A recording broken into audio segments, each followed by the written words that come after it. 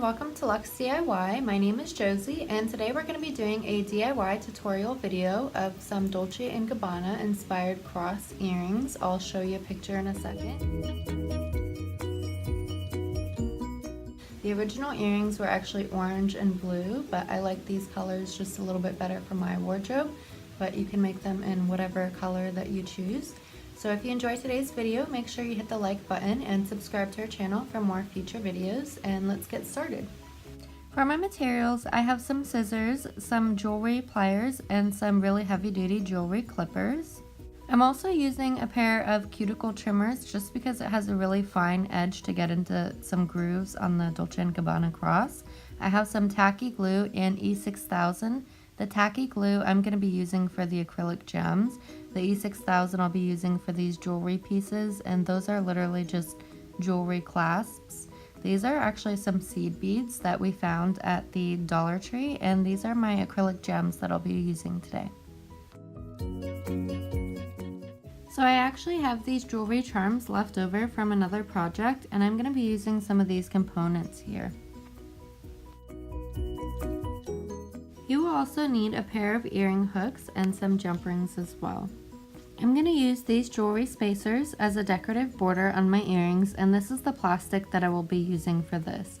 You can find something like this in the office section in a presentation report or something like that. I happen to have mine left over from some packaging. We will be using this E6000 glue with the jewelry components, and we will be using Tacky Glue for the acrylic gems.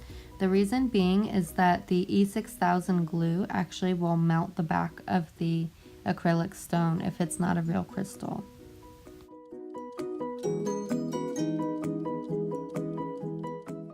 So this was my first practice piece, and you can see how the crystals lost their sparkle and it kind of has a cloudy effect. So this is the design that I will be following, and as you can see I have some smaller jewelry clasps with a ring around the top, which is another jewelry clasp, and then I filled around the other areas with some jewelry spacers, and I have the long clasp in there as well.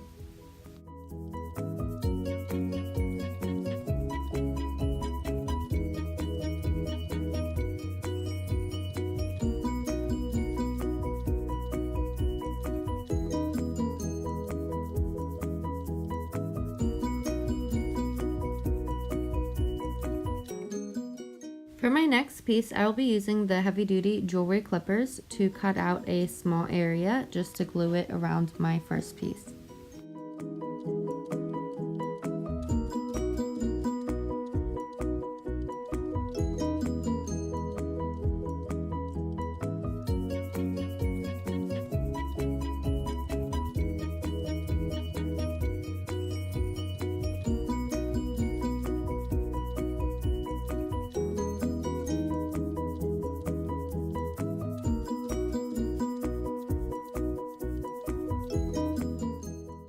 So here's a better look at my piece that I'm going to be using. You can follow my exact design or you can do it a little bit differently, but these jewelry pieces are actually very versatile to make different patterns with.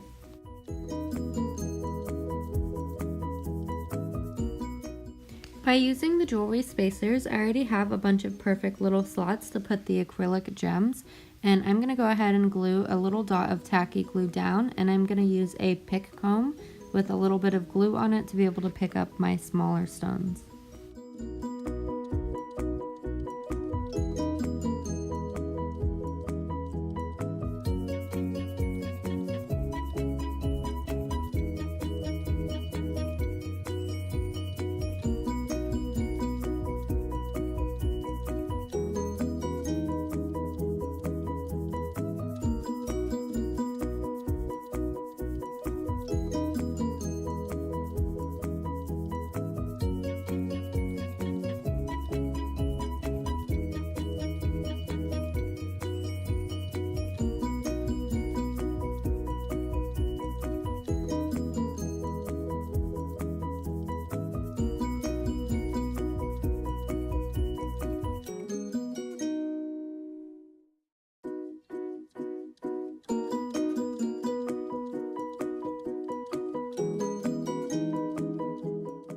So now we're going to fill in the middle area with some white Dollar Tree seed beads, and I don't recommend just going ahead and opening up the whole thing because it can be quite messy, so I recommend cutting off a little corner just as I did here.